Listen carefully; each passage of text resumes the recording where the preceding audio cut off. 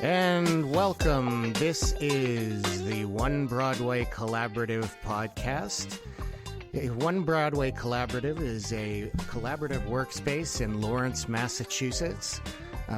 We interview people who are local and sort of local and all kinds of other people that are perhaps across the country. But this is our first episode, and it's a guy who is local. He is from Lawrence originally, I believe. Is that right, Jamil? Yes, sir. 978, born and raised, Prospect Hill.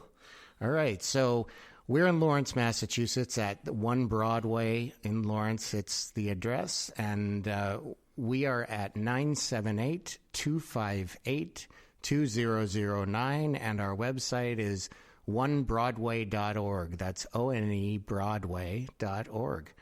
And that's it. And today we're talking to Jamil, or what do you like to be called? Well, everyone calls me Jam.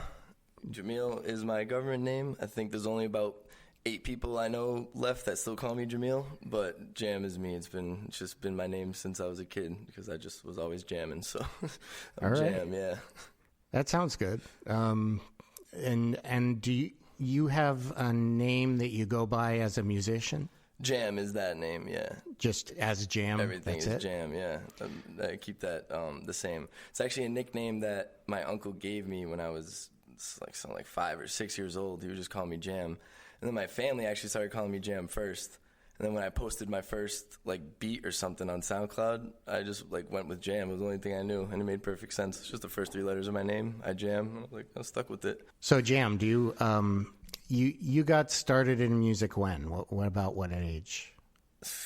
I was 2 years old when I started piano lessons through my parents at this school I went to, where you could, during school, they'd pull you out of class, and then you'd go do an hour piano lesson, and then you just come back.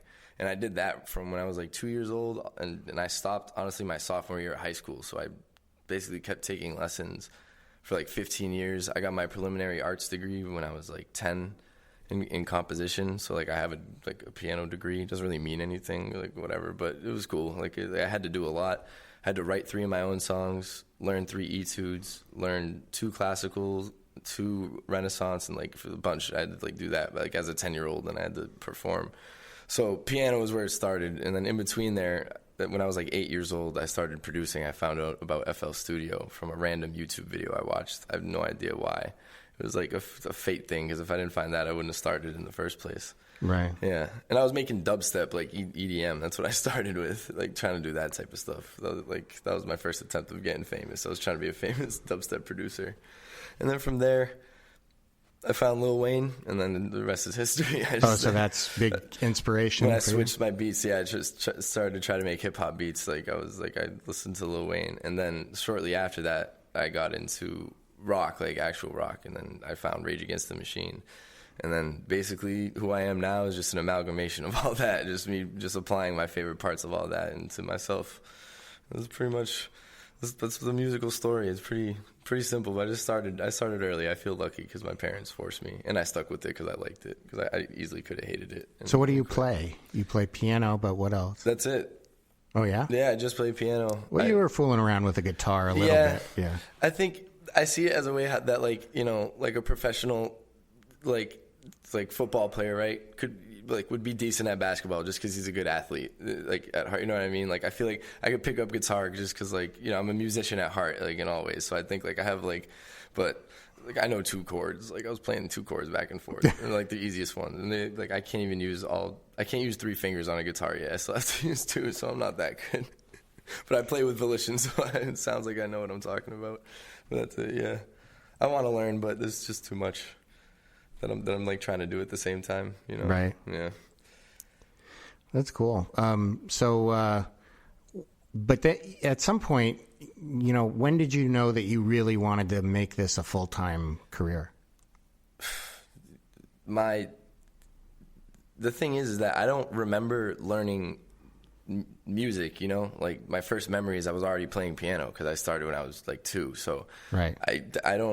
I never had a moment in my life where I was oh, all right, like, you know what, send it, let's do this. Like, let's do music. It was just, this is what I'm here for. Like, I was just born with the sense of like that purpose. Like, that was it.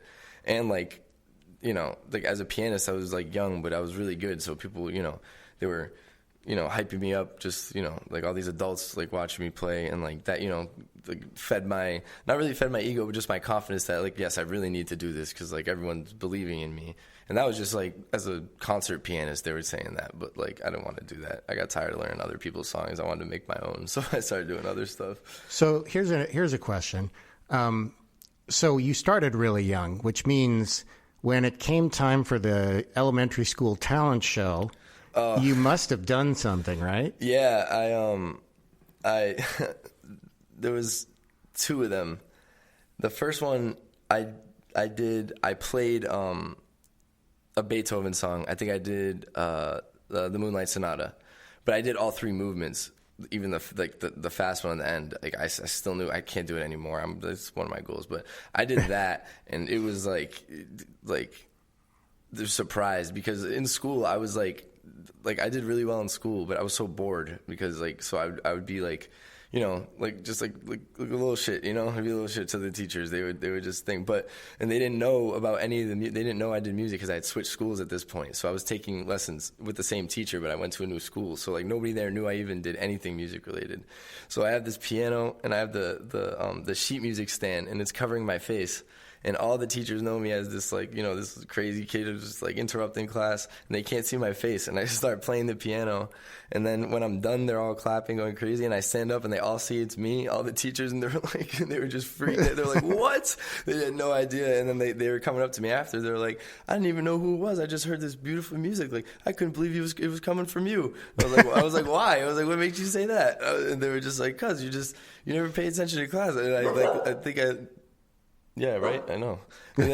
And I literally told them, I was like, this is the reason I don't pay attention. It's because I'd rather be doing this. So I don't care about school. And then after that, honestly, they cut me a lot of slack. Like they kind of, like, it was cool of them that they understood why. Like, because I did good. Like I did all my work. I got good grades. I was just like annoying to them because I was bored.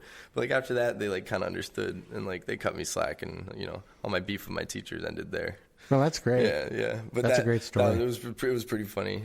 I still remember that vividly. Like, I can't believe it was you playing that. Like, well, did you ever start doing, like, you said you started with classical, obviously, and then you got into like EDM and stuff like that? Well, at the same time, it was more at the same time, because the piano path and the producing path I took, like, were happening at the same time. It was just piano was first, and then in the middle of that, I started making beats.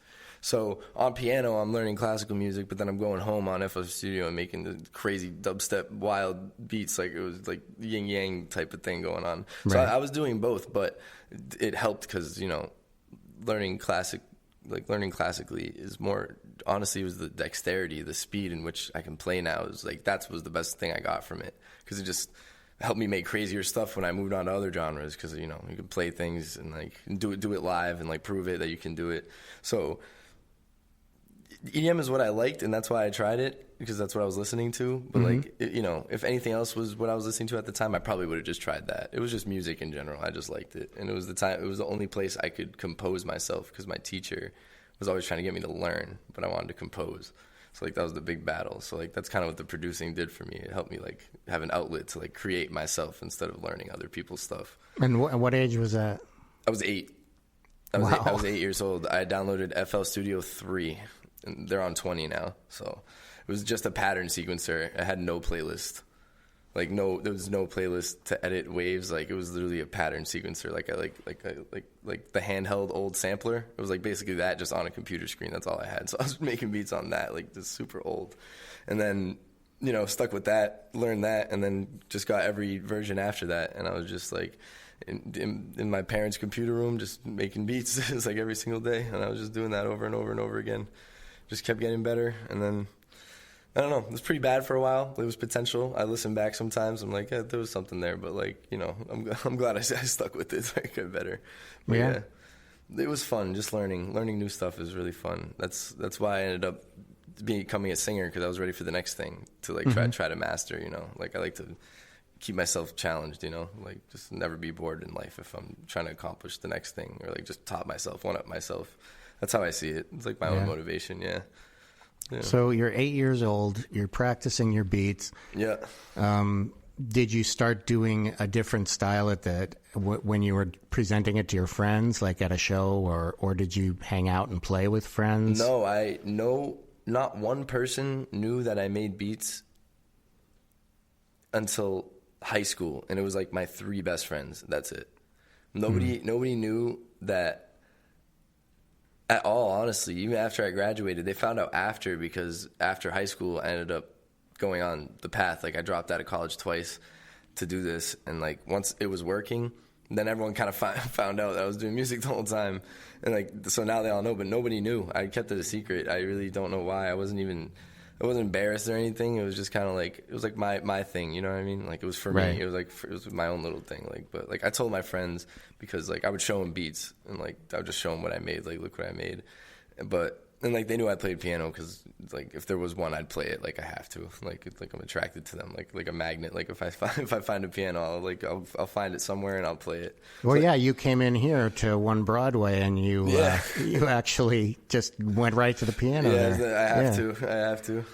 It's like people burn sage in a room. It's like that. Just got to play piano in it, and then put that on the air. That's how I see the vibe is now here. So it's cool. It's my weird superstition. Right. I got a lot of weird superstitions like that. I don't know why, because I'm a very skeptical person. But it's like, I don't know why. But definitely, like if there's a piano in a room, I have to play it before I do anything else in that room, or else it's just not right. Yeah, I don't know why. It's weird.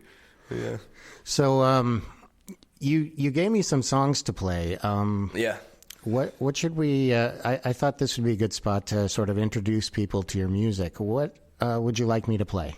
Okay, I'm trying to think. Well, I guess the best introduction, if no one's ever heard me before or heard anything like this, I would probably say 4th of July, which I am opening with at a show here at One Broadway on the 6th of August. 4th of July. Yeah, the song is called 4th of July. Made it on the 4th of July. It didn't get to be released, so it kind of makes sense. But yeah. So what we're going to do is we're going to play the recording of that, and then we'll talk about it after. Sounds good. So this is called 4th of July. Yep. Prepare yourselves. Light 'em up like the 4th of July. Gotta light the grill. They're gonna get lit like Nikolai. All these fires making me sweat. But vodka, taste the flames of flames of yeah, I got bitches, I got problems, I got crows. Feet, I'm going gray and I'm only 23. I got some things to say, yeah, I'm going on the spree. You had a long day, that's just another day to me. I got no time, ho. You got punches, we got throws. You get crushed and we go home. I just slipped down all the coke, cause I heard him at the door. Now she asking me for more. Bitch, did you not see what happened? I just slipped down all the coke. Like we really gotta go, really gotta go. Gritty spot and flow, money on the floor. It's a lot of fucking dough. We really gotta go, cause I know that they close. I've been seeing ghosts. Yeah, I had to ride from behind, climb to see high. I'm on my idols and they pride. Yeah, if it's an eye for an eye, the survivor makes you blind. Light 'em up like the 4th of July. I got my cup and I drink till I'm right. I love to fuck, I would fight till I die. I cannot fuck your tears, so bitch, do not cry. My bitches right for me, they ready to die for. We really gotta go, gritty spot and flow, money on the floor. It's a lot of fucking dough. We really gotta go, cause I know that they close. I've been seeing ghosts. I've been seeing ghosts.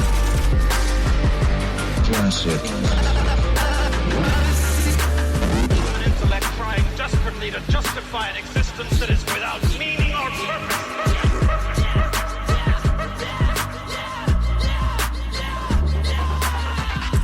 Cut 'em up, shut 'em down, what? Drown in the blood, that's around where we bust. Clouds of the nicotine, loud and it's tough. When handcuffs come on the rest of my brother. Reload live, put your feet for black. Keep that C note high with Marine Corps high. 1, 2, 3, 4, 5, I'm in beast mode 5. I don't even need to try to destroy any sides. The course is defined.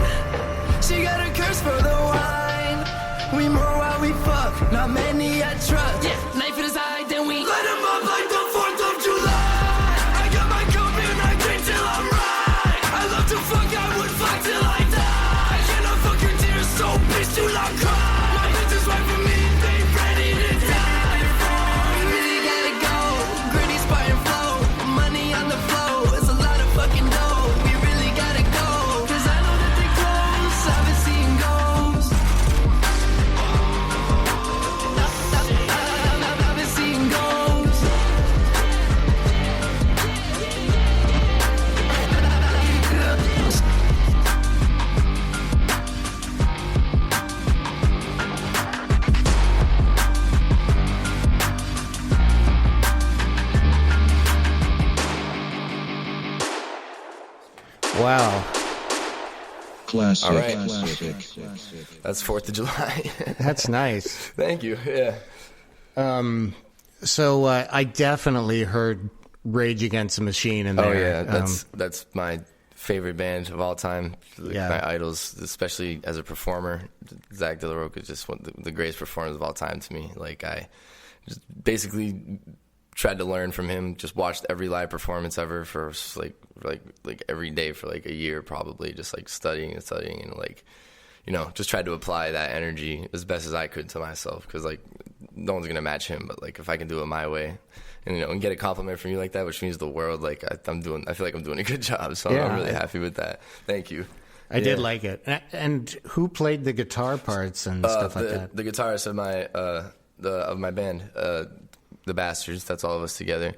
That's Lou Kyoto. That's his name. He actually, the sick thing about that song is, what he's playing is the winning. There's no sample. He replayed it, but he's playing the winning guitar riff in Modern Warfare 2 Call of Duty. So when you win the game, it does the dun in it. So he did that, and then I came through and I played the same keys from Zombies, and I played the same Zombies theme over the Modern Warfare 2 thing.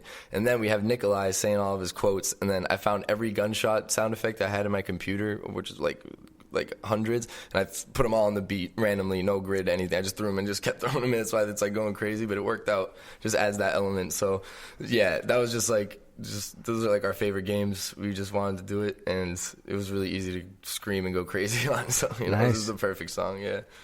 That was great. It was all freestyle too. Like I said, I don't write. I go on, like, I just go as long as possible and then stop. So explain that process to me of freestyling. Like, Yeah. You know, to me, I kind of do that while I'm writing the song, but when I perform the song, like it's been written down. I have the chords; they're consistent from time to time.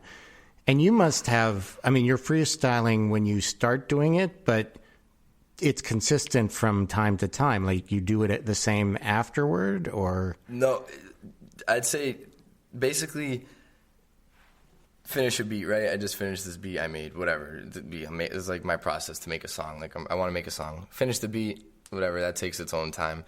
Then I really just go in and I hit record, and then I go. And then the first thing I say, whatever. I could mumble it. I could whatever. Okay, send it in again. Send me in again. Send me in again. Send me in again. As soon as I get that first line, I'm pretty much good for the whole song. That's how it's become. Because once I hit that first one, it gets my confidence up, and I know what to follow. Because I have so many different voices that I use. People tell me all the time. People think there's features on my songs, but it's just me. So most of the time, I'm figuring out which voice I'm going to use. You know, like which character of mine that I'm going to be like, you know, like stylize myself with. Am I going to scream? Am I going to sing? What am I going to do? Figure all that out. All it takes is one line to figure that out. And then after that, next line, do it. Pause, punch me in, next line, all the way down, all the way to the end of the song, one line at a time, freestyled, all the way down. and then so you do that, but then you have a finished product. Well, yeah, then I have a whole song done, yeah, Right. a whole main track done, because I just go to the end, you know, with the hook being copied, obviously. Get the hook done first, you know, that's not the hardest part, but, like, you know, focus on that the most, because that sets the tone for, like, what I'm going to do on the verse, because I have to, you know, the verse has to be a stripped back version of the hook. That's how I like to do it. So, you know, as soon as the hook's down, the verse comes in. It's fine. That becomes more than one line at a time. I'm like going like full stanzas at that point, because, you know, it just like momentum is a big thing for me. It affects me like very heavily. So if I'm like on a roll, I'm on a roll. Like I'm gonna do crazy good. But, you know, if I'm not feeling great, that it's the con of it is that I'm not gonna do so great if I'm not, you know, in the mood, or feel like I'm moving at the pace that I usually do. Mm-hmm. You know, just being so efficient, like the one time that you're not, it just really messes with me. Yeah. Like, yeah. So, you know, it's taking like an hour to finish a whole song. Like, honestly, like these days, that's what it's got to. Because I've just perfected, like I have like formulas, patterns that I do when I make songs. I just don't break them because I know they work. I will just keep doing that. So you're walking into the studio with the beat already done? No. Oh, with it's nothing, not done? With nothing. I make the beat, finish the beat, then stand up and start recording right after. Like the last touch on the beat, done, stand up. Now I'm a rapper. Right? I'm a singer. Now I'm a screamer. Then I switch to that right away. So once you're done with the recording, can you reproduce it then in live setting? How do you mean? Well, do you perform it live then? Yeah. And you do it the same way you recorded it? So, yeah, exactly. So, like what I'll, like, for instance, here, for when I do both shows here at One Broadway on the 6th and 13th of August, it'll be the same versions that you'd hear on the album when they're out. But the thing is, I added specifically all those breaks with my band in mind. Like, I know my guitarist is going to solo right here, so I don't need to say anything. I can let the beat ride. I can, add that quote. I know my drummer's going to go crazy here, so I can let it. So they're already made with the intention of being performed live. But I feel I found a way to balance it where it can be the final version, the studio version, the album on streaming, that same version is the live version too. That's what I was going for with this album. And I think it worked out like pretty well because, it's just craziness, when there's that much chaos, there's like the nitpicking kind of is just is a waste of time, when you're leaving mistakes on purpose and like your challenge is to make them sound good. That's basically the whole album. So there's no point to nitpick at that point. It's just like, leave the mistake, make it sound good. Like, like start a new trend of like making mistakes on purpose. Maybe, who knows, anything could happen, but yeah, it's the whole process. It's very just, let's go. Like, so do you ever sit down and just write? Yeah, only when it's about something like I feel I need to write a song about, like introspectively. Only the introspective songs I've ever sat down and wrote. That's pretty much it. Because like I feel like I have to. That's more like I want to make sure everything I'm saying is like what I'm trying to say. These, like the song I just played and like a bunch of the other ones, like. That's already coming out of my brain, like everything I'm saying, because that's me. You know what I mean? Right. I'm really switching introspectively. That's when I have to like change who I really am. Like that's still who I am, but like not my main part of my personality isn't that. So the I gotta focus more. I gotta put my whole brain into it instead of when it's this this crazy stuff. It's like. I'm ready to say that stuff all the time. I'm ready. It's stuff I did yesterday. Probably something it's all true stories. Every line is a true story or an inside joke or something like that. Like just something like it's all, there's a lot of meanings in there, and I think that's what makes it cool. It's because like you don't have to get the inside joke, but you could be a part of it. You can be in on it. You don't even need to get it. Yeah. Like that's how I like to explain it. But I think it's working out. Well. Like trying to find that balance. Oh, cool. Yeah. Almost done. I'm doing the final mixes, and I'm in that process. And you said you release it on your birthday every year. October 22nd. Yeah. So the first one came out the same date last year. Same thing this year. But the first one is gone forever when the second one comes out. That's what I'm doing. So when the third one comes out, the second one will be off all streaming platforms, and that's how I'm going to do it. So. But it'll be now. So that's an interesting technique, but what do you do then? Do you ever release the album on a CD or on vinyl or anything? Exactly, yeah. So basically the scarcity allows, more demand for a physical CD, just to have it, just to be the person who has it, who can still listen to it because no one else can. That's cool. Absence is power, scarcity is power, If I say you only have a year to listen to this album, and then after that you got to buy a CD, but then they're going to want to buy the CD just to be the one to have it. And I like it because we had this joke, like us, the whole band, like, and everyone else in the circle. We always say, if it's out, it's trash. If it's released, it's trash. Like, we hate it. Like, if we released it, it's trash. That's how we see it. So, like, we don't talk about it. It's done. Like, we did it already. It's out. Like, trash, garbage. So we don't like that. They suck. Whoever those guys were, like, they suck. Like, on to the next thing. So we have that mentality. So you know what I mean? Like, that's how we do it. We're just like keeps us like on to the next thing, like looking progressively forward. Just to keep challenging ourselves. And like that's kind of where that came from. That first one, it'll be a year. Take it out. Like everyone enjoyed it. But it's time. It's time for this album because that first one sounded nothing like this one, and the next one won't sound anything like this one because. That's the point, The Reloaded and then the Revolutions. And I don't know what I'll do next. There's no more Matrix movies to copy, so yeah, gotta cap it up at 3. Yeah. So what happened in high school once you started realizing you were going to do performing and make beats and really start going into it? Did you like have a straight line to producing and starting to really think about releasing? I have. like familial connections to like Terminology, who was the one who ended up signing me when I was 20. I was 20 years old. It was the Halloween of whatever that year in 2019. It was the first time I went to New York with him. He brought me, and that was the beginning of like that. That's its own story for sure. But we both have the same first cousin. We're not cousins, but we have the same first cousin, and that's my cousin, Short Fuse, and he's a producer. He's taught me everything like about producing. I would drive to his house after school in high school.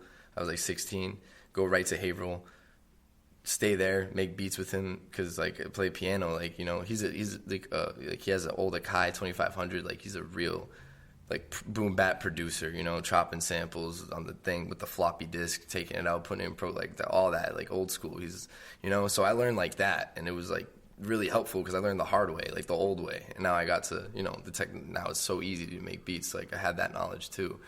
But anyway, so he was having me. I was playing piano for him, you know, replaying samples for him, so he didn't have to get clearance or whatever, or giving him original things for myself.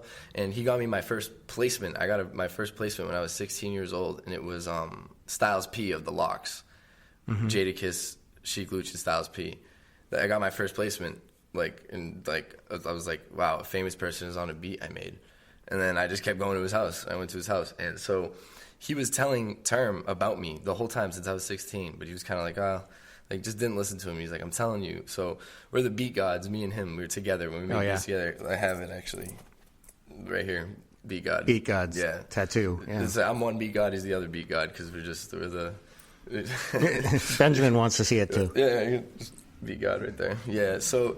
that's just, you know, it has multiple meanings too, because people will come up to me and be like, that's what you got to do. You got to beat God, man. I'm like, no, I'm just really good at making beats. Like, it's not that deep. Oh, I see. People get crazy like that. I'm like, hold on. I'm not trying to get all like weird and political right now. This is just, I think I'm good at making beats. I am a beat God. I'm not trying to beat God. I am a beat God. That was it. So yeah, so like that, I was doing that with them for so long, and then my drummer started a group called Love Legacy, and that was after high school, and he got a bunch of other people in the area. We don't really talk anymore because we all went off and did our own things. We all went off to do great things. Like, we just started together, and then we all split up, and we're all killing it in our own way. Like, so he was actually the head of that. He was putting up the money. He was getting us shows. He gave us our first tour. We went on a New England tour. Did the Juice WRLD show, opened for Juice WRLD at the Lowell Auditorium. That was the last show I did before the one coming up. Yeah, crazy. It was like 5,000 people there. We were on right before him. The Lil Tracy was there, Chapo, all the whole Lil Peep crew. It was just so sick, and like that was it. But like we did that, and then we were like, what's next after this?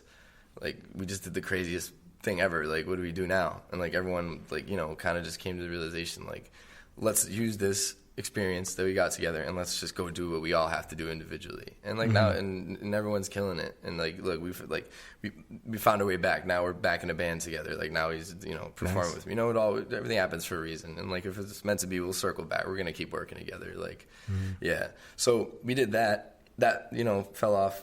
Went to LA. Thought something was gonna happen in LA. That fell apart. Recording at this other studio for a while. Getting screwed over there.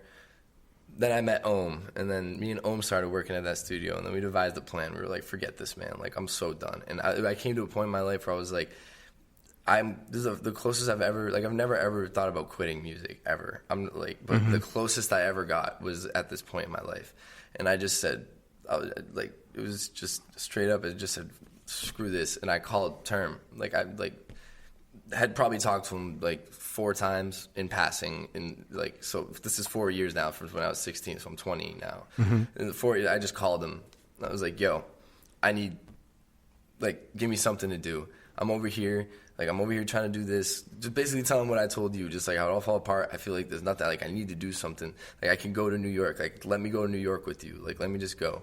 And he was like, oh, okay, fine. You want to go? Like, fine. You have to drive me there, though, and you got to pick me up tomorrow at 11 a.m. I don't have a car. I'm in a 1-bedroom apartment with my 4 other family members. 1-bedroom apartment. My mom, my dad, and my 2 sisters, and me in a 1-bed, like, tiny. Like, didn't even have a stove. Like, it was like had 1 sink, and like it was crazy. And I was like, don't have a car, whatever. But I'm like so down for this. So I go, I tell my dad, I'm gonna go get a coffee, and I just straight up took the car and I drove to New York. I stole the car and I drove to New York, and he was like, "Where are you?" I'm like, I'm in Connecticut, like halfway there. I'm like, "Oh yeah, term said I could go to New York with them. I just need to borrow the car," and he was just like, whatever, as you could imagine, he's not too happy. No, not happy at all. Oh man! And I was like, he's like, "What are you doing? Like, you're gonna be safe out there?" I was like, "No, I'm fine. Like, I had no idea. I probably wasn't fine. Who knows?" I was like, I just was happy I was going. So I go the very first time we get paid to go to this club called Fat Buddha. Like, that was where Static gets paid to DJ every Thursday. So every Thursday I go to the Rockefeller Center. I'd intern as on the radio show, and then right after we do show off Thursdays at Fat Buddha at the club on the Lower East Side. So it would be that's Thursday. That's right when we get there. Friday, do it again. Go to Fat Buddha again for no reason, literally no reason, just because everything's free there for us because like we're there, right? Cool. Saturday, record, work, politic, network, some event, random, back Monday, Tuesday, Wednesday, back here, Thursday, do it again. And I was doing that every single week for 8 months straight, sleeping on the floor under Static's ass where he made beats. That's where I was sleeping for 8 months straight every single week before quarantine. And I did that, and that was how I was paying my dues because that's what I had to do. Like, I had no money. I was buying cigarettes, right, to bring them out there, to sell them each for $1 just so I could go get a halal stand, like, to eat. You know what I mean? Like, I just go out to Times Square, get $5, buy my thing, good, go back to the studio, keep working like nothing happened. Nobody knew I was broke. Like, I just like was just like making it work. So like I just like went out all by myself, just Times Square, looking like a crazy person. Like, here, you cigarette, you want a cigarette? Like, loose, whatever. Do that. Quarantine happens, so that kind of stopped. So like I had no choice. I had to just sleep on the floor. Like that's all I did. And originally, I forgot to mention, the reason I was going to New York was to be an intern. That was it. So no pay at all. No, nothing. But it had nothing to do with me even being a producer, artist, or musician at all. I was there to answer phones to people who called in, right? I was fine with that because that's like that wasn't my plan. My real plan was every time we'd have the drive, I'd just keep playing them beats and playing them songs. I'd be like, let me get the aux, and I'd play them, and I'd play them, and I'd play them for like 6 months straight. One day, we're just driving back, no conversation about it at all. He said, "You know what? I think I'm going to sign you, bro." And I just literally like put my whole body out the window. We're flying down like 95, like 80 miles an hour. I put my whole body, and I just like one of my best screams. I wish I got it on. I could have put that in an ad lib. One of my best screams ever. I was just so hyped because it worked. It was my plan. Like, it was just like my plan the whole time. And like he did it, and I was just like, I just screamed, and I like it was like word did it. And then after that was it. And then got signed. All that sleeping on the floor stuff was over. Got a car, bought a car, my own car, didn't have to steal and dad's, moved out of my parents' house, just like, went off on my own, became an adult. Like, that's all I needed. And then it's been the same it's been doing that ever since. It's only gotten better. Yeah. So yeah, that was October. The first time I went to New York was the Halloween of 2019. And so that was the first time, 8 months, of just that, sleeping on the floor. Made my first album that summer, dropped it on my birthday last year. Started the second album February 4th. I went right back into it, so I'm almost done. That's Benjamin's birthday. February 4th? Oh, sick. Yeah. Well, the birth of my album shares the day started there on the same day. Yeah, my son Benjamin is here too, I should mention. Shout out to Benjamin. Yeah. Great co-host. Yeah. And he's the assistant director of One Broadway, actually. Oh, yeah? Yeah. Is that why this place is running so smoothly? That's right. I knew it. I knew it was something. I knew it couldn't have been you. It had to be the secret weapon. Right, the assistant director. The assistant director. He does all the work. So, why don't we play another one of your songs? Yeah, sure. What are you going for? What kind of vibe you want to hear from me? Because I gave you a little bit of everything. Let's hear something a little more introspective. Okay. There should be Best for Me. I played it. I made this yesterday, actually. I finished this song yesterday. Oh, wow. Yeah. It was one of those hour ones, really quick. Produced by me and Ian Richard, who is a big part of my album. A really amazing producer. Like, yeah, so he's a like an integral part of like the sound for this album. Like you'll see. Because he's good at everything. He's in a punk band, but he also makes the EDM hard stuff. Like he's just like we're all over the place with the styles. But yeah, like he really helped me out with this album. Him and Lou Kyoto, just I gotta shout them out. They helped me find the sound I was looking for, because they're like real rock stars, you know. Like I was a rapper trying to start, you know, doing that, and they really like helped me and gave me the, you know, the pass. You know what I mean? Like here's the rock star pass. Here you go. You can call yourself a rock star now. They kind of gave me that. So yeah, right. Yeah, I just had to shout them out. But yeah, this is All right. Well, let's talk more about it. Let's hear it, Got you. And then we'll talk more. This is Best for Me. Best for Me. Best for Me Best by for Me. Jam. By Jam.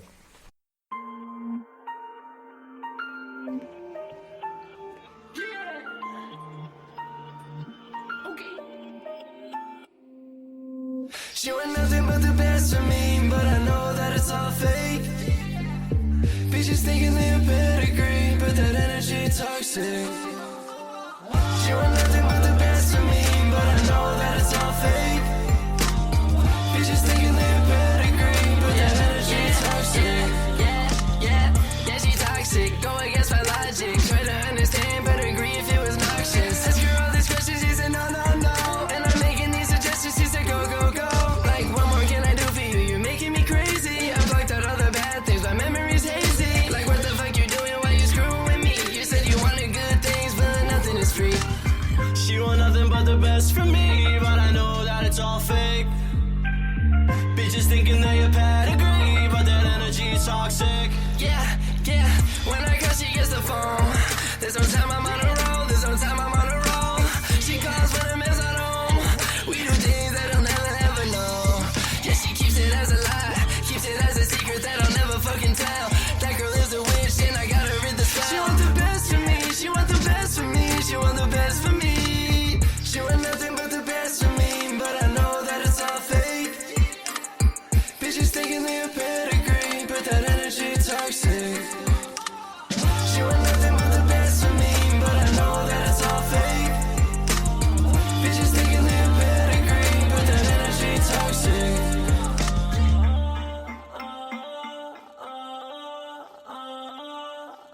She want nothing but the best for me, but I know that it's all fake. Bitches thinking they a pedigree, but that energy toxic. All right. Yeah. That was a nice one. So you played keys on that? Is that? Yeah. All the instrumentation was me, and it's actually what we did was I took a beat I made in 6th grade. Drums were horrible, but what I had played, you know, that was still good. It was just like I didn't know about mixing yet, because like I was in 6th grade. I wasn't like, if it was loud, it sounded good to me back then. So I was like, whatever. So like, but the keys I played, so I gave him that beat. And I was like, yo, just take the beginning, because the beginning has, like, just the instrument. Like, just remake, like, you know, take my sample, which was originally played by me in 6th grade. And I just, like, wanted to see what he could do with it. And, like, he pulled that out. That was also, he wrote the hook for me, and that was him singing the second hook where it cuts between my verse. I gave him, like, the cameo there. Because he's actually a punk singer, like a really good punk singer. Mm-hmm. So he gave me the melody for that. The verses, though, gotta pat myself on the back. I freestyled both of those one take. Very happy about that. Like, that whole thing. It was just, but it was easy, though, because he gave me such a good hook. Like, it was easy, you know? Like, bet you want best for me, but it's all fake. Like, you know, go on for days about that, you know? Yeah, that's a good one. Yeah. That was more, like, less introspective. It was freestyle because it was, like, poppy and upbeat, and, like, that stuff, like, comes to me, you know what I mean? Like, if it's, like, you know, some more sad and stuff, I gotta get sad. I gotta, like, sit down and get sad and start writing. But, yeah. Right. Yeah. Yeah, we made that one yesterday, and I met him through one of my other friends randomly. Like, he just had come through to the band house one day, and he, like, did not show anyone his beats. Like, nobody knew that this kid was, like, secretly one of the best producers I've ever known. Like, he's just crazy. And he was what I was looking for this album. I was missing one thing, and it was his production. So when I found him, you know, that's not even the main stuff he makes. He can make that because he's good, but, like, the hard stuff, like you'll hear it. Like, the GTFOOMF, he made that beat. Like, he goes, that's my favorite stuff from him. But he can do it all, and he's a great help. He's always down to learn, too, because he's, like, he hasn't been, like, pursuing music, like, fully up until a couple months ago. We, like, the thing I do is I've gotten a lot of people to quit their jobs and do music. Like, I'm like 3 for 3, and he was one of the last people I got to quit his job. So I got him to quit his job, and I made him come to the band house. I made him set up his stuff. I told him we were going to work, we were going to think. Now me and him are doing an album together after my other album, like just him produced by him completely, and then me on his beats. And like, we're going to do that. So like that's, you know, it's how I like to inspire, but it's kind of extreme. It's kind of, you know, getting people to quit their job, but, you know, it's only if they tell me that they hate it and they want to be doing music, and I just tell them, just quit. Just do it. Like, just do it. You'll figure it out. If you want to, you'll figure it out. But yeah, he was like, he was like ready, honestly. I think he just needed someone to tell him to quit. And then he was like, all right, good. All right, cool. I'm out. Like, he put his 2 weeks in the next day, and then he was all set. So yeah, he's a great dude, man. I just like, I could go on about him forever, but yeah. But like, that's great. Yeah, he elevates my sound a lot. He makes me sound really good just through, you know, his production and all of his ideas he gives me. He's the man. He's the man for sure. So do you keep a notebook or something like that where you write down ideas? And I do. I have a leather book. The first purchase I ever made with my own money was, I was like 4th, 5th grade, some type of age like that. It was like I had made $40 from mowing like a lawn, or it was something like that, some kid's chore. And the first purchase I made was I went to Barnes & Noble and I bought a real leather book journal with like papyrus paper, and it had the ridges on it, and it was so cool. And I was really into pens. I still am really into pen, like a good pen. Like, nothing beats a good pen. Like, I don't even know why. Whatever. Got a sick pen, sick book. And then I've had it still to this day. I write down. I wrote my whole plan. I got water damaged, actually, which is pretty sad. But the way I write in that thing is like this weird kind of like web, but also Venn diagram, but also weird thing. It's the way my brain thinks, and it's how I can put it into writing. So I'll plan things. If I'm at a crossroads, I'll write both choices, and I'll write every possible situation. Like, I'm really good at that, I think, just like seeing the future, not clairvoyance, like just like guessing well, like about that. I have my whole New York plan written out down to the T, and like everything is exactly as I wrote it. I have when I first met Ohm, my first thoughts about him, what I thought we could do together, and we're literally doing that right now. So like, that book it's been my I need to figure this shit out right now book since I was like, you know, super young. But now it's like getting more serious, because like now we're here, like now this is serious now. So, you know, it's becoming more and more important. But yeah, that is the book. That is my book of Eli type of thing. Like, I just nice. Yeah. So I have a little scratch pad too, just for like quick things. Like, when we have label meetings, I'll just like write quick ideas. But like, what kind of leather? Like brown? Oh yeah, brown, like raw, like hide type of thing. Like, yeah, I feel you can feel it. It still smells like leather after like I don't even know, like 15 years, I guess I've had it. Still smells the same. The paper smells like, so that old paper that has like the divot, like the ridges in it. If you know what I'm talking about, and it's like yellowish too. And you can they're perforated. You can tear them out. Oh, it's such a nice book. It has a little pen holder made of leather, also like a pocket of leather nice. With the side. Oh, it's so sick.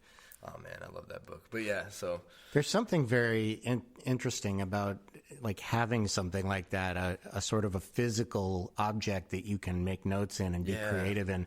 Because like, I do a lot of typing on the computer when I'm trying to write a song sometimes, but I find that, you know, until that point, it's always good to start with just scratching some stuff down. Yeah, absolutely. And then you can transfer it into something readable.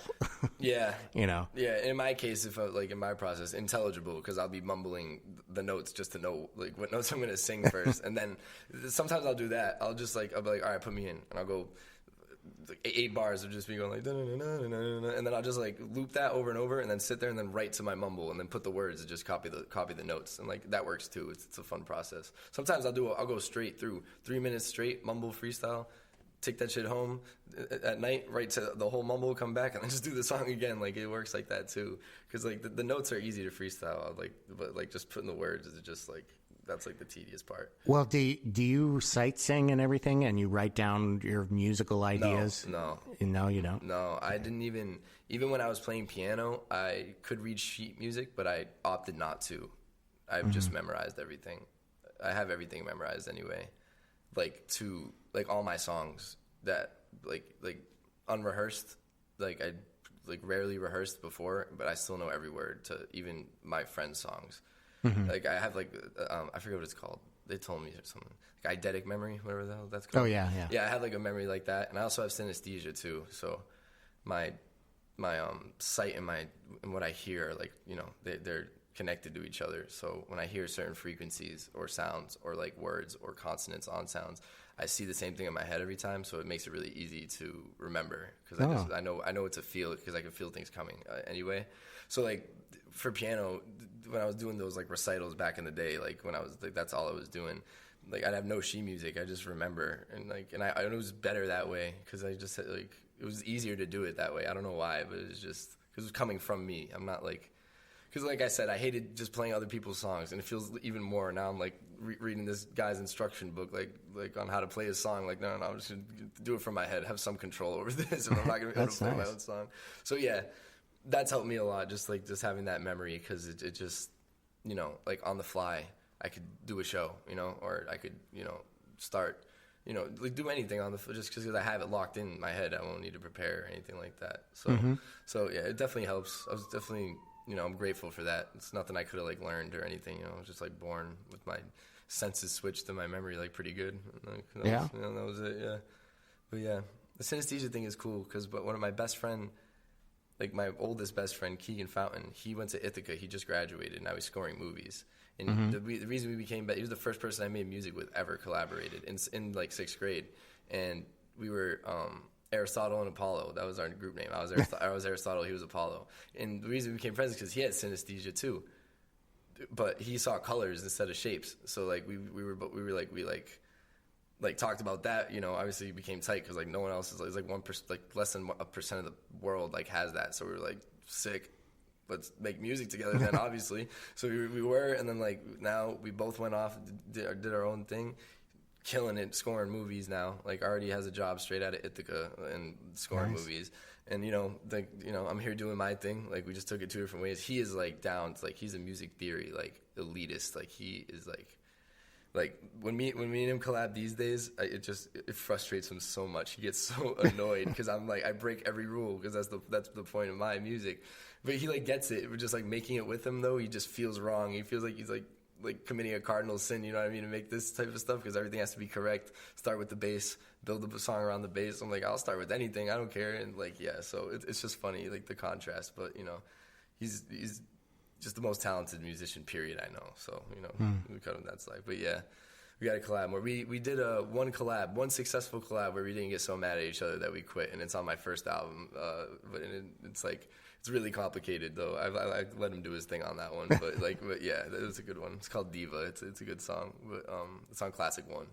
So yeah, that's Keegan Fountain. Keegan Fountain Music, too, on Instagram. You should definitely follow him. He's really good. Oh, speaking of Instagram, how do people follow you? Oh, you can follow me on Instagram at JAMIZZLE. That's Jamizzle, like Snoop Dogg was calling me. Jamizzle, you know? Nice. So JAMIZZLE. You'll find me. It'll be Jam all caps, and I'll be the crazy looking dude who's screaming in the profile picture in black and white. Yeah, that'll be me. And then yeah. I think they'll be able to tell. And any other place people can find your music online and yeah. So on my Instagram, there's like you can just click my link I have there, and I have any streaming platform you use is right there, and you just click on it, and it brings you right to my page, and you'll be able to find everything right there. Yeah, I'm on Spotify, Apple Music, Napster. Who cares? TikTok, I'm on all of them. I don't care. Yeah. So I'm everywhere. So yeah, just I have my Linktree bio down there. A couple more things about me. My Spotify page has a lot of good pictures, good write up down there, and there's some articles about me too that are linked there. So if you want to know more about me and you can read, what someone else has to say, that's all on that link too. If you want to go check that out. So yeah. All right, cool. Best place to find out about me. Well, let's hear another song then. All right. What do you want to hear this time? We got I'm feeling Ian Richard. He got me going with that last song. I think I'm ready for GTFOOMF. Okay. Which stands for Get the Fuck Out of My Face. I only did it because that's what the beat was called, and it was fun to yell. All right. So this is GTFOOMF.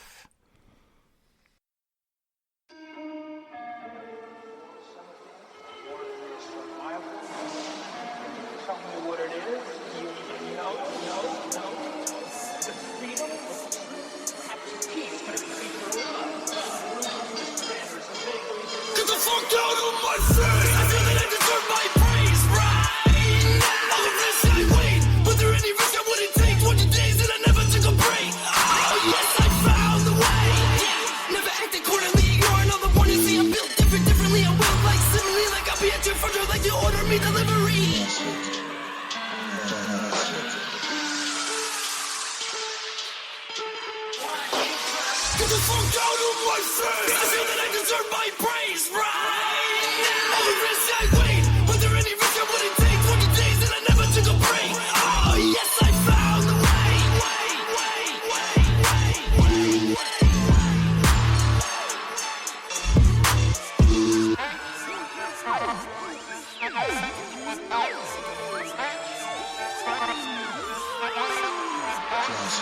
Cause I am the one who locked myself inside the room for 4 years and drew the path on my own. These days I've been feeling like a guru or a prophet. Yes, the future I foresaw, let the truth be shown. Motherfucker, I'm gifted. Grab my stash, got me lifted. The new jam unlimited. And now these new pumps interested.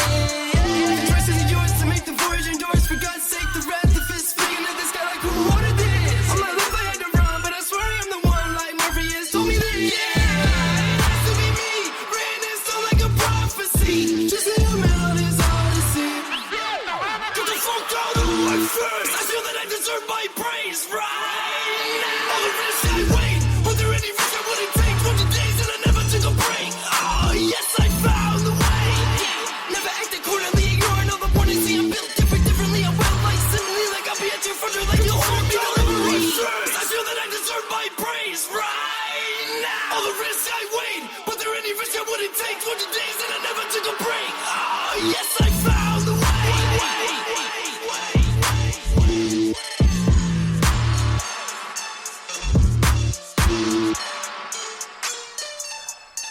All right. Well.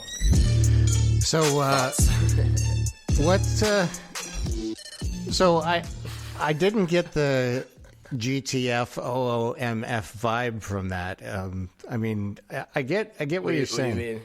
Well, the F part, Yeah. get the fuck out of my face, Yeah. is sort of the attitude of the song, but it's not the language so much. Like what I'm saying lyrically. Yeah. Yeah, it was, well, if you listen, so the song structure's like weird, obviously, because like, that's just how I make them. I've done a 1-bar verse and then back to a hook before. Like all the old school hip hop dudes, they hate me for it because it just annoys the shit out of them. Like I'll do an 8-bar, 4-bar, 2-bar, 1-bar, 3-bar, back to a hook, 2-bar, back to a hook, randomly. Right. With that song, like I'm just leaving space for them to go crazy. Like I said, I like to make songs that would equally live or on streaming. But basically, first line, get the fuck out of my face. I feel that I deserve my praise right now. So that's what I'm saying in this whole song. So the first 2 lines are what I'm trying to convey in the whole song. Basically, most of my songs are like that. When I spit the verse, the really fast part, my really fast verse, like when I go, yes, I am the one who locked myself inside the room for 4 years and drew the path on my own. That's what I'm talking about. Like I'm just saying all the things that no one knows that I did, how hard I worked, all the things I did in secret. I'm just saying, like, get out of my face telling me I didn't work hard. I feel I deserve my praise right now. And therefore I go in to explain all the things that nobody knows I did, how hard I worked, all the you know what I mean? Mm-hmm. And like these days I've been feeling like a guru or a prophet. Yes, the future I foresaw it, let the truth be shown. Like I just told you in that book, I wrote out that plan and I did it perfectly. And like that's the point of the song.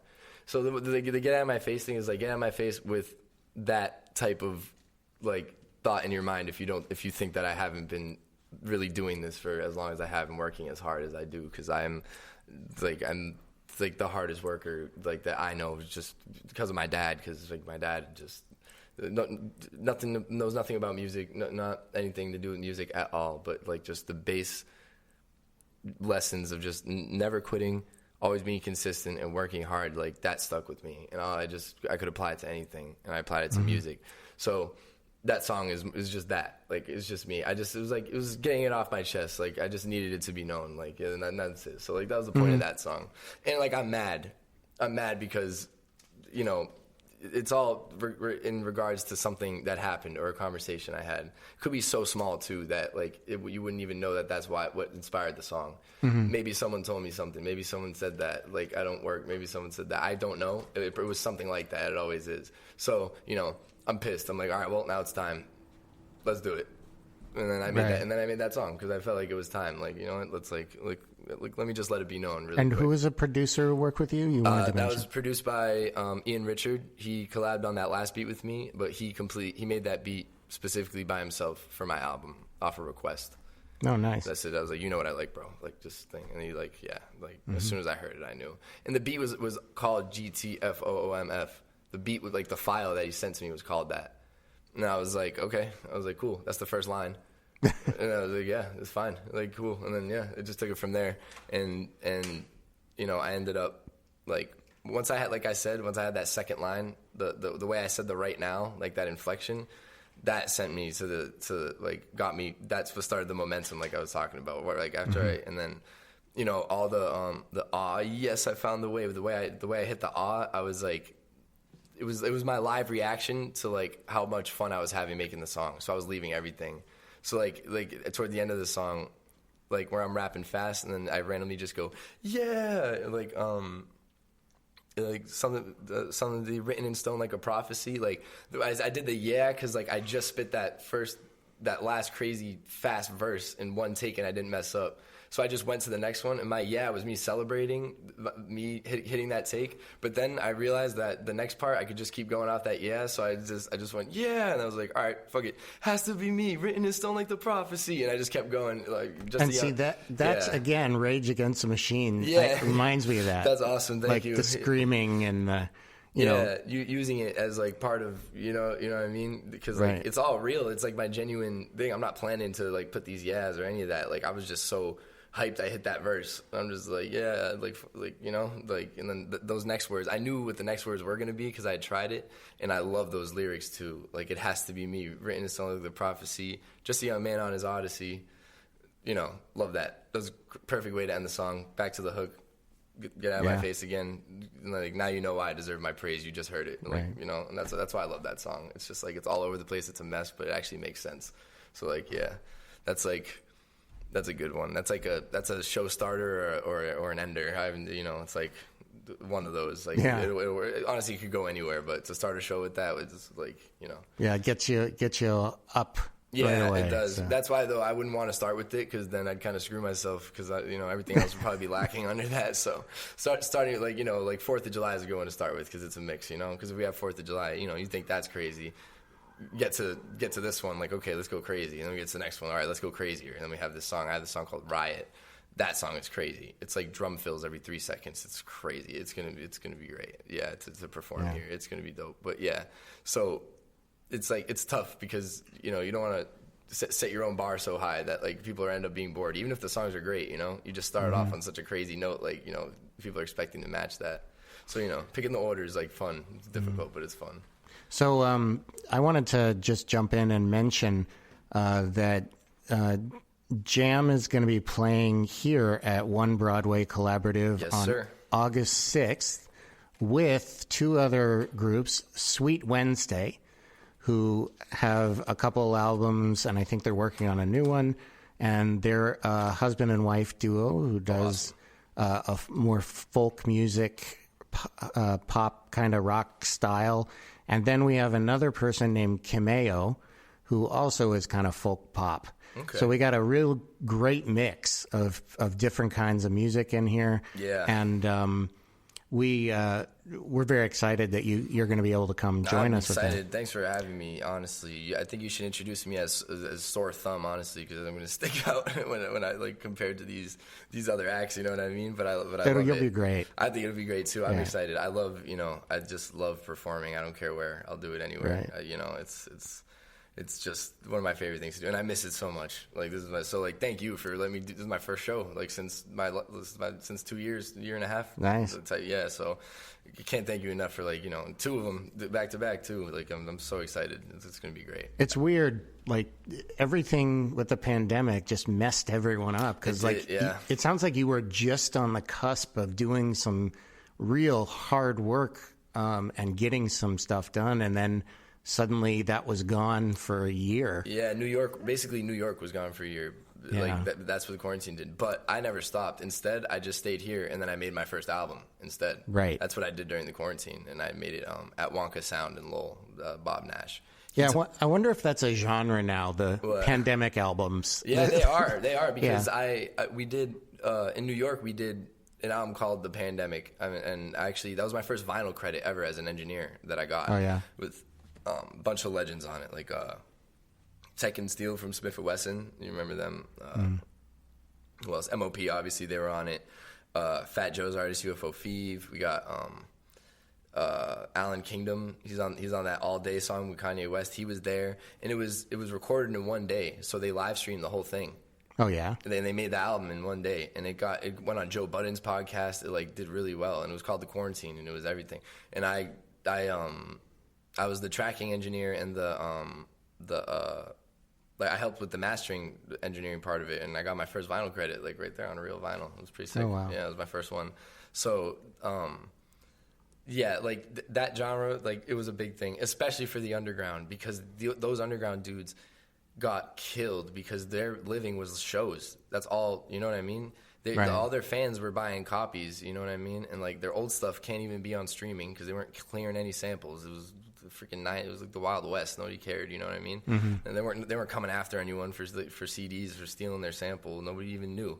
They couldn't even hear it, you know? Whatever artist from the 70s that made that soul sample that got chopped into Dead Presidents, you know what I mean? They could only hear it if they bought the dude's CD. They weren't going to find it on the internet. It didn't even exist. So now it's harder for them. So doing shows was how they would make money. Like I know Jadakiss, he was doing like a show every week.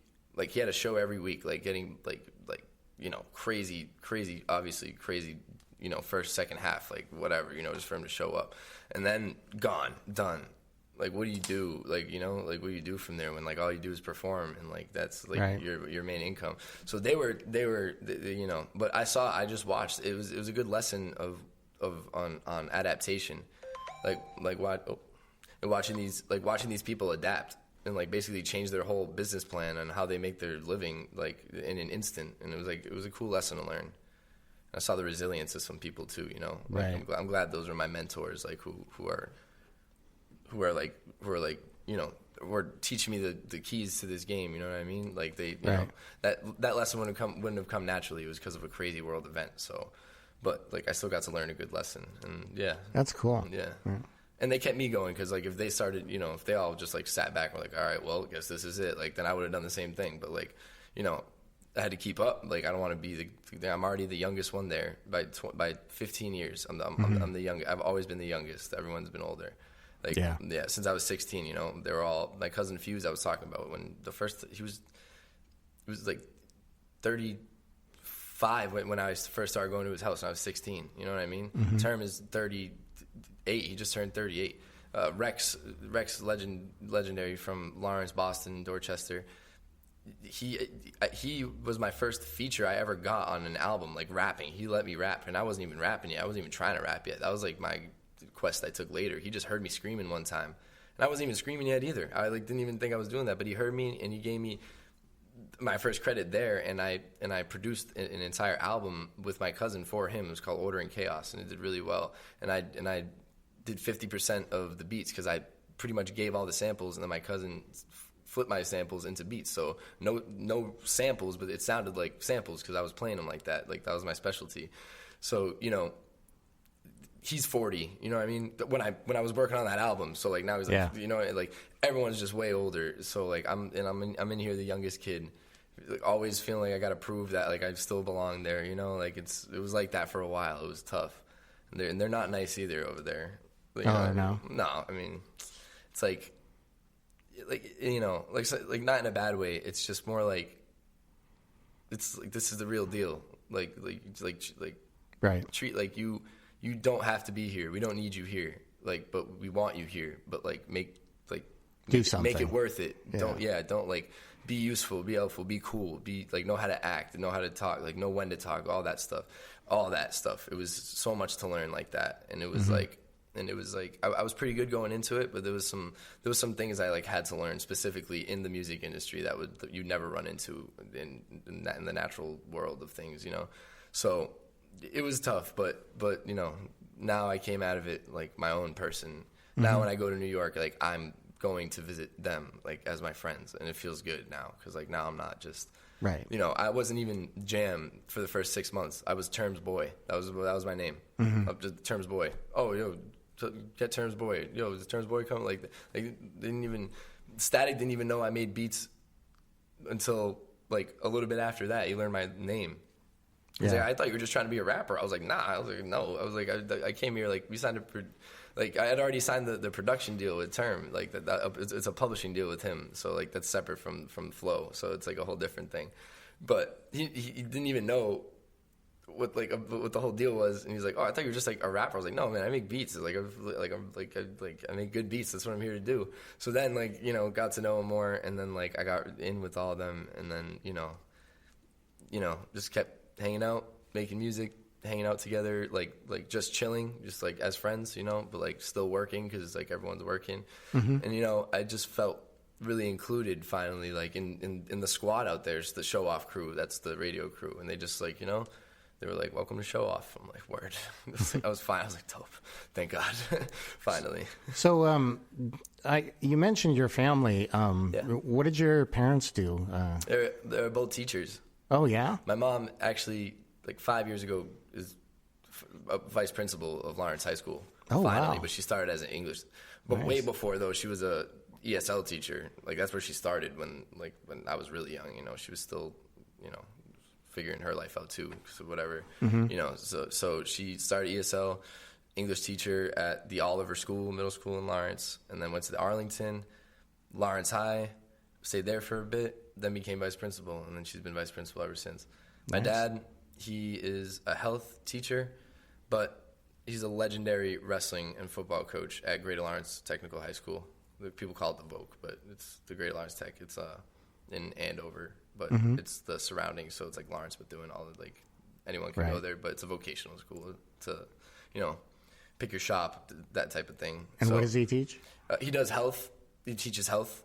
Okay. But he's a coach, you know what I mean? Like, you know, most coaches just, like, will teach health because, like, they have to be a teacher. Right. He's, like, he was, you know. Or driver's ed. That was... Yeah. My dad's not driving, you know, you got to have patience for that. So, because so he is a wrestling coach. I wrestled since I was, pretty much when I was playing piano. I've wrestled for forever. Through high school, too. I wrestled. I loved it. It was my favorite sport, honestly.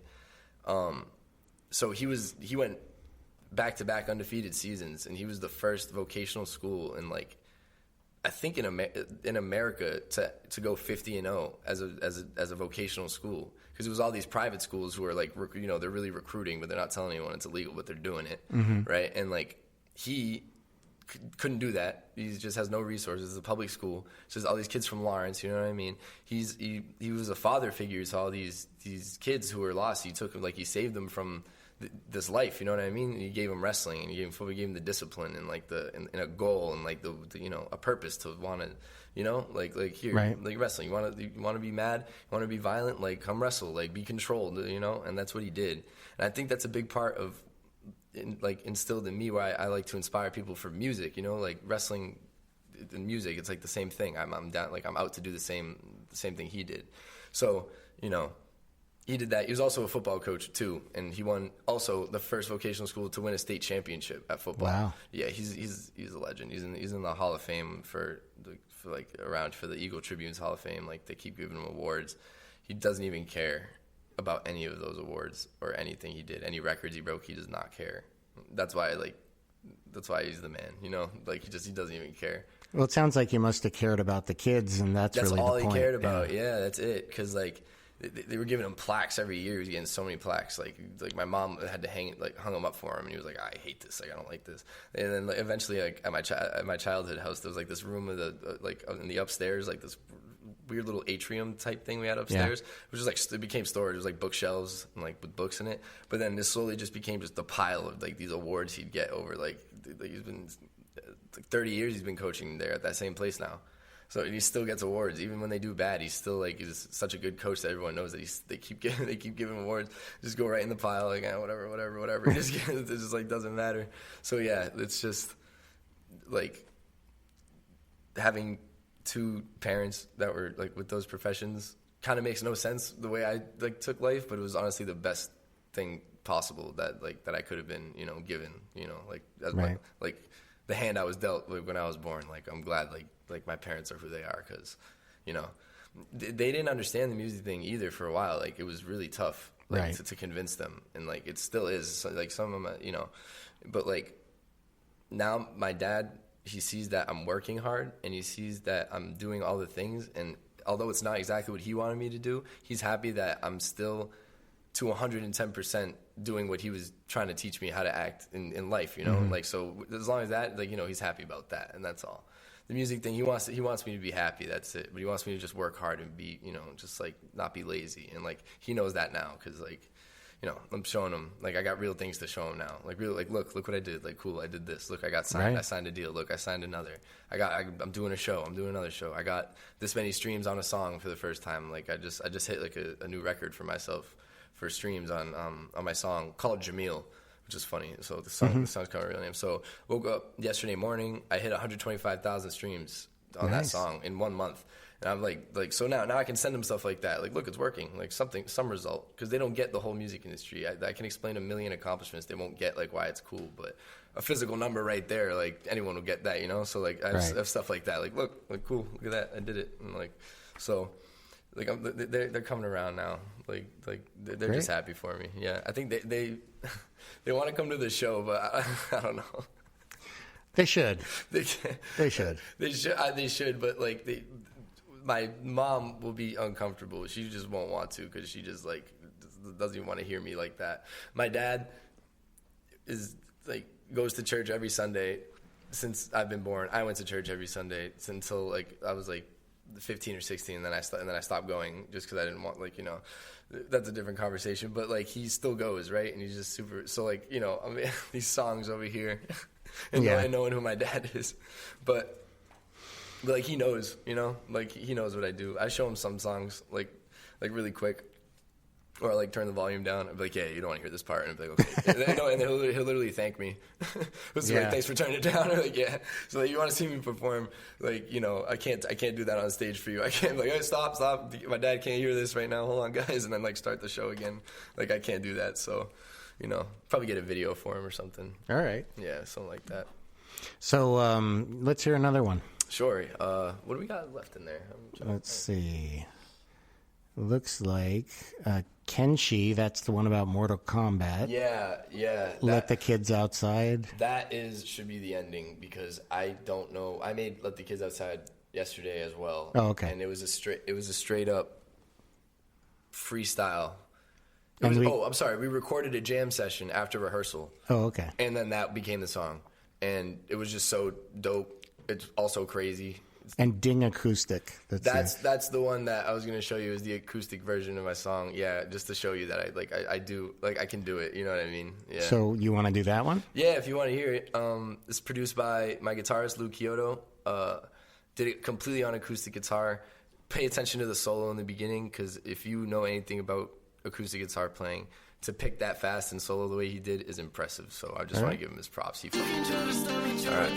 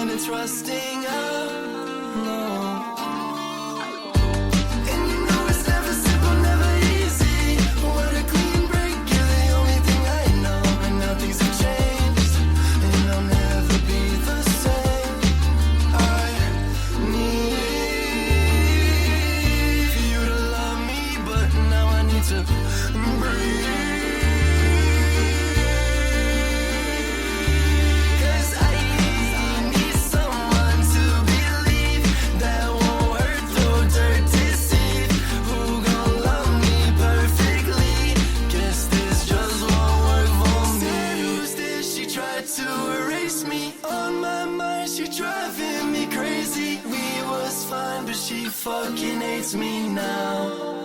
Ooh, 'cause I need someone to believe that won't hurt, throw dirt, deceive. Who gon' love me perfectly? Who gon' love me perfectly? 'Cause I need someone to believe that won't hurt, throw dirt, deceive. Who gon' love me perfectly? Guess this just won't work for me, for me, for me, for me, for me. Oh man, yeah, that's great shit, man. Fuck. All right. Right on. That was I like the ending there. It was sort of abrupt. You said it was a jam, that one? No, or no. That's That was different. that's the Let the Kids Outside. That was the jam one. Okay. This one's an acoustic version of a song called Ding Reloaded that's going on the album, and I'll be performing it though. It's the same notation just with electric guitar, and I have the piano solo. That would be the song I'll be playing the piano solo along with on the show on the 6th. But yeah, we just wanted to do a bonus track, so it'll be a bonus track on the album, just like Ding Nice. Reloaded acoustic. I'm really happy it came out the way it did, because I had Sounds to, good. Yeah, I just had to he just went so hard with that beat. I wanted to do it justice, by singing my best. And my favorite harmonies layers I think are on this song I've ever done, and my vibrato was, I think, the best I've done so far. So I'm just trying to get better from there. Cool. Yeah. So I really like that one. It's a fun song. It's fun to listen to. Let's do another one. Yeah? Why don't we just play another one? Yeah. What we got? There's only Kenshi and Yeah. All right, we'll do Kenshi. Okay, so this And we'll is... end off with the other one. Yeah. So Kenshi is based on the game... Okay, yeah. So basically, all right. Mortal Kombat 10, my favorite video game. I only own one video game, and it's Mortal Kombat. And I only play as one character, and it's this guy named Kenshi. His thing is, he's blind, but he can see better than any man. And he says the sickest quotes, I think. He says things like, "The battle and I are one," or "You show little promise," but he has a really nice voice, but he's saying these crazy, insulting things. It's just so, and his swag, the way he fights like drunken, he looks like he's blind as shit when he's fighting. He's like he never looks at the person. He's closing his eyes, looking sideways, but he's just like doing the drunk fighter style. And I just got really into him, and then I got good with him. So then that's just who I play. So, Mortal Kombat became other people in the band. That just became our thing. We would just we'd work, go play Mortal Kombat. We had a problem about something, let's go play Mortal Kombat about it. And we all had a character that we'd pick, and we'd always be the same, so we'd do it. One time, me and my friend Beast Boy, he's one of the bastards. He sings and raps too, but me and him love he loves video games a lot. He's serious. He's really serious about it. So we got so heated one time about Mortal Kombat that we just took it outside and we fought for real just to do it. We were but we weren't mad. We were you want to just fight for real? This Mortal Kombat's getting boring. And then we just went outside and we fought. It's just to do it.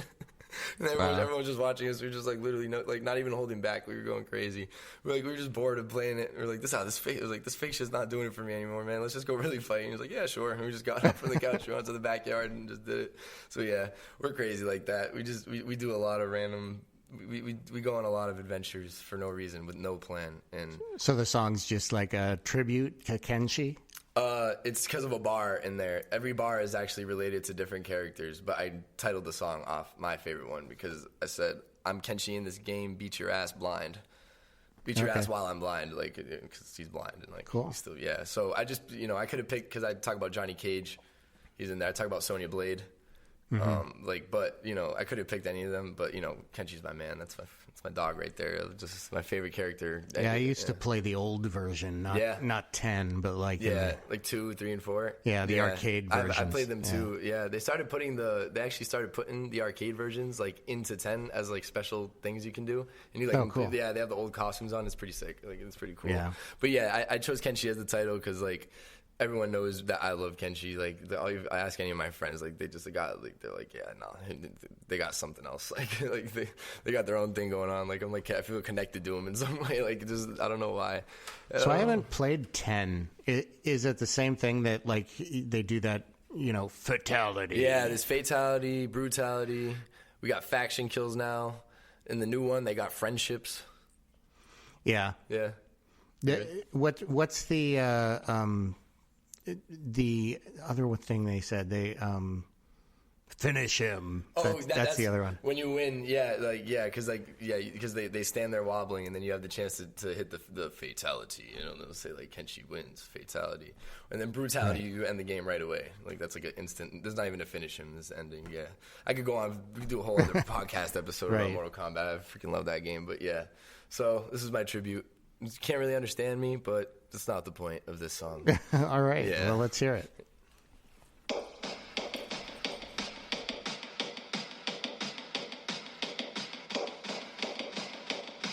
Yeah.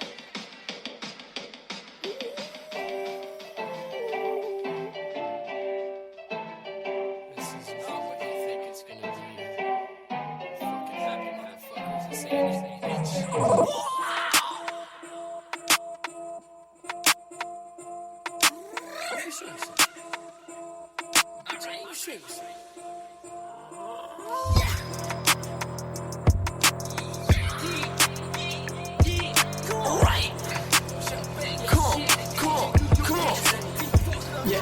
I'm like rain, make it rain. Pistol in my hand. Maybe it's on you with the blade. I'm sick of bitches train. I'm like Kenshi in this game. I'll beat your ass black. 10-story tower, 24 hours. 20 kids up in my face, there's powder on my eyes. She always playing games. She could go through all my pain. Let's just see how you survive it. Yeah, and she told me that I'm violent. God, I broke the loop and that shit ain't a facade. You feel my breath, you be coming out alive.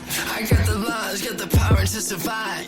Yeah, big boss I am one. Take it like ransom. If life is a game, then I'm stacking up my M1s. New girl dancer, OG New York handsome. Hip hop needs an answer. I keep it really cancer. They be talking ways to enter amount of options. I might and it won't even hurt my conscience. It would hurt for me to stop it. Profits flip, proceed with caution. Positive like it's an action. Oh, and I think I'm a Martian. It's about blood, it's running through like every vein. Show out my cousin, let me live when I went crazy. Show out my OG, show me the ghost key. You can get your hostage from the post make it rain. Pistol in my hand. Maybe it's on you with the blade, I'm sick of bitches train. I'm like Kenshi in this game, I'll beat your ass black. 10-story tower, 24 hours. 20 kids up in my face, there's powder on my eyes. She always playing games, she could go through all my pain. Let's just see how you survive it. Yeah, and she told me that I'm violent.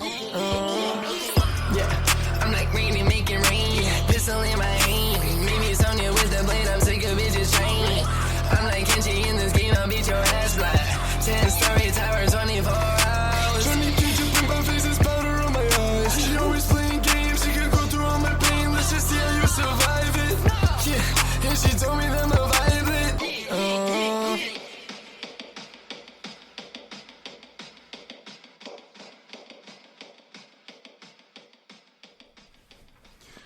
Wow. So I was just saying that reminds me of in the 80s they had a song Pac-Man Fever when Pac-Man was like the obsession of a lot of people. Yeah.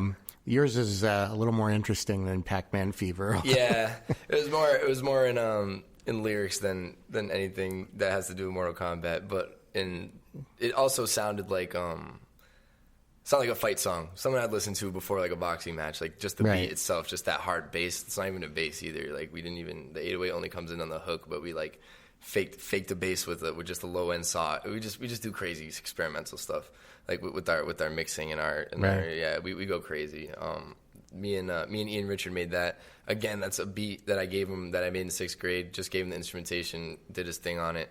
I came through. I did the arrangement because like I'm a good arranger. People like usually have me come in and arrange their beats for them. They'll have like a billion ideas and I'll just like structure it out for them. Mm-hmm. Just did that and then came in, recorded that right away. But yeah, I like that one. It gets me excited, like more. It's like more anticipation excited. Where it's like the GTFO OMF. That's like while I'm fighting. This one would be like before I'm about to fight. I listen to this song, it would be like that, like type of thing. Yeah, it was good. Yeah, thank you. So, what I wanted to ask was, you've done some impressive things to get where you are and be able to actually do this for a living. So there's a lot of people, kids and adults too, who are like, how do I get there? How do I do this? Yeah. And so what's your, what do you say to people when they say, oh, I want to do what you're doing? How do I do that? All right. Honestly, I say this because it's what worked for me. And, there's no one right way specifically, but there is one right attitude, and that's what I always say. You need to say, fuck it first. You need to look at yourself. You need to say, be real. Are you ready to do this? Are you ready to do this only? Do you want to do this only? Are you ready to hate your life? Are you ready for it to get worse? Are you ready for it to get worse than that? Are you ready for it to get a little better and then back down to worse and then back down to the best ever? Are you ready for that? Be real with yourself. If you're ready for that, then you're halfway there. Second thing, talent is the least important thing. The most important thing you need is work ethic and drive. That'll get you farther. You hear all these people on the radio, you say, how the fuck are they here? How do they do? Because they worked harder than the next person. So as talented as you are, it'll be wasted if you're not working hard. And the third thing, do not ever have a plan B. Once you have a plan B, you have no sense of urgency to get it done. That's what I'd say. That's what I did. That's what I told everyone. Rule 3, not a rule, but whatever. Like 3B would be quit your job. But that's what comes in with it. But no plan B. That's if you really want to push yourself. If you're struggling to find the thing that you need inside you to do the craziness that you need to do, be in these weird situations, feel lesser because you need to just to play your role, if you you got to be ready for all that. And without a plan, the plan B, it just gives you an out. And as soon as you have an out, you don't care about how well the first plan's going. Because you can always just say, oh, I'll just do that. It's all right. I'll just do that. Instead, if you didn't have that backup, this didn't work. Okay, no, let's make it work. Instead, because you'd have that sense of urgency, there's no other option. If you have no other option, it's either this is going to work or I failed. If you don't want to fail and you really want to do it and you've been real with yourself, you're going to make it work every time. The odds can be stacked. I don't care if it's 0% odds. In the way the universe works, there's at least a % chance that anything could happen. Right. So just go for it and just do it. And if you try one thing long enough, everyone will recognize, the universe will recognize, you will recognize, and it'll be a feedback loop of your confidence going up, and that's what you need. And once you're a beast and you know that you're a beast not just talented, a beast at working hard, a beast at networking, a beast at getting things done, talking to people. Once you have all that and you know and you can look in the mirror and say, that's who I was trying to be, you're a problem. You're all set. You're ready to go. Then you just go out and you do your thing, because then you'll know what to do from there. Right. People will start coming to you at that point, You go out and you chase and you do that as long as you have to, and there'll come a point where 180 instantly, then everyone comes to you. Everyone wants you. Everyone wants you to be on it. Everyone wants you to help them with their project. Everyone wants your input, It's going to take time. It's going to suck. Enjoy it, though, because the shit I miss the most is when I was in my friend's grandmother's house holding a mic handheld like this, making shitty little songs. I miss those days more than anything else I've ever done, because they were the best. And I had no money, no house, wasn't even living. Dropped out of college, didn't tell my parents yet, so I was living in a car, living in my, sneaking in my thing. Still the best times ever, because I knew that that's what I was having to do to get to where I want to go now. Right. That was still my favorite part of the whole thing. All the craziness, I don't even care who I met, what I did, all that.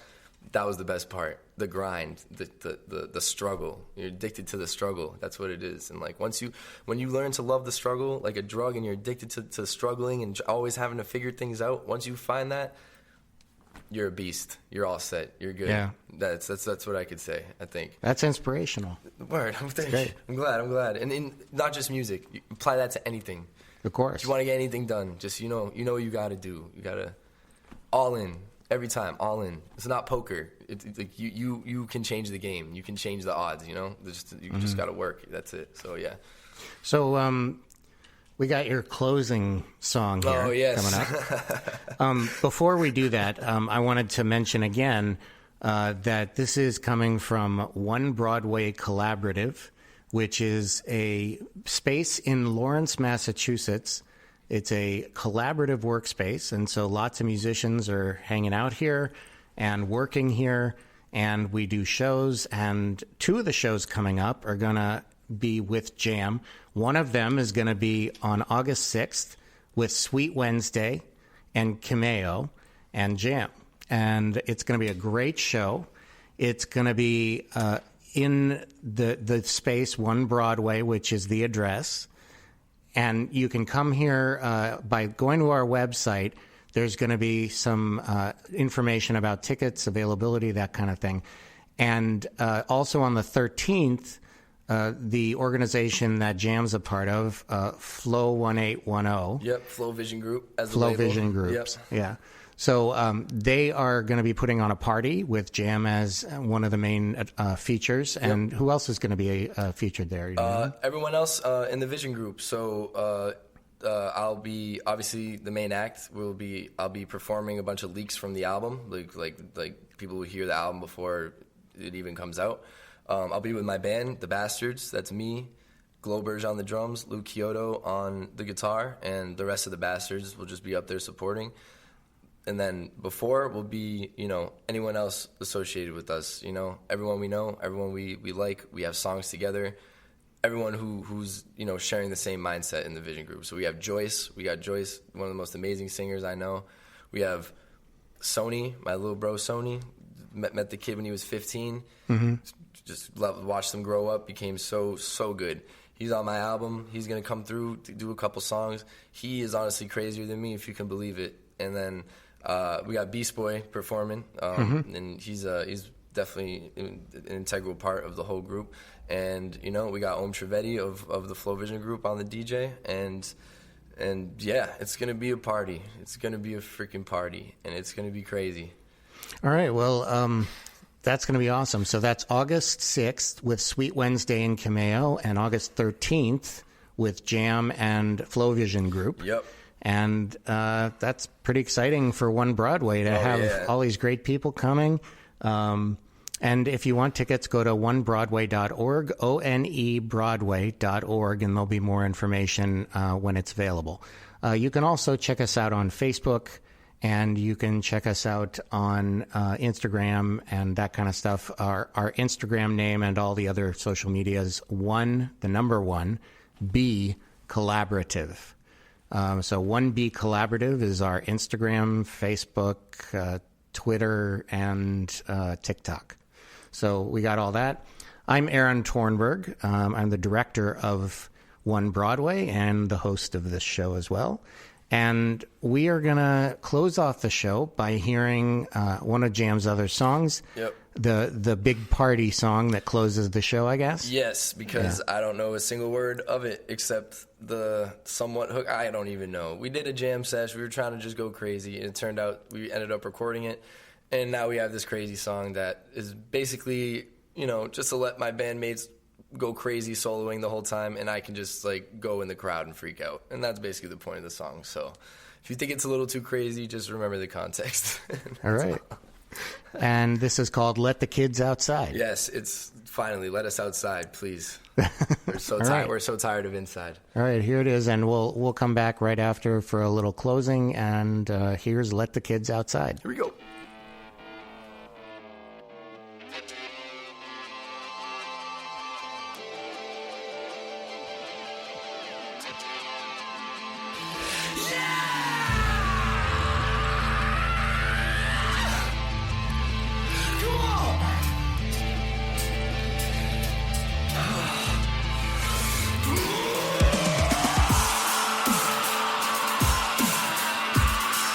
Yeah.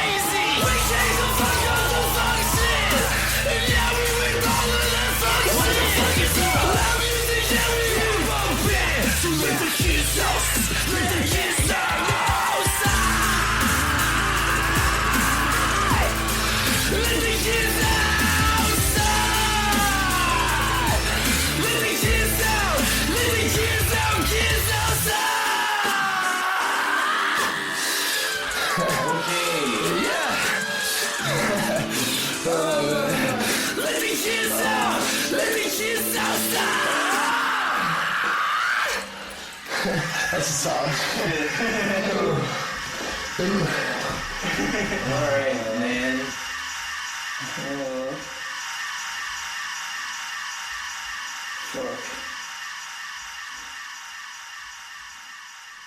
All right, so that's the end. So that was Let the Kids Outside, a jam session from the other day, I guess. Yesterday. Yeah. So this was a lot of fun, Jim. Thanks for doing the podcast. Thanks for having me. Yeah, this was awesome. This is great. This is the first podcast of this new podcast I'm doing. Honored. Nice. And I had done the Woodshed podcast before this, Out of the Hearing Room, and now this is the new place, One Broadway Collaborative. I'm Aaron Tornberg, and I'm the director of One Broadway Collaborative in Lawrence, Massachusetts, located at One Broadway, and the website is onebroadway.org. So onebroadway.org, but it's spelled out the letters O-N-E Broadway. So, Jam, any parting words for everybody? You know, you can follow me, like I said. I'm on Instagram at Jamizzle, Jamizzle. My next single comes out on the day of my show here at One Broadway, August 13th, Ding Reloaded. We'll be performing that day. Please come to the show, both of them. Come see what it's all about. And I just like to make a prediction right now. I'm going to get on my Nostradamus.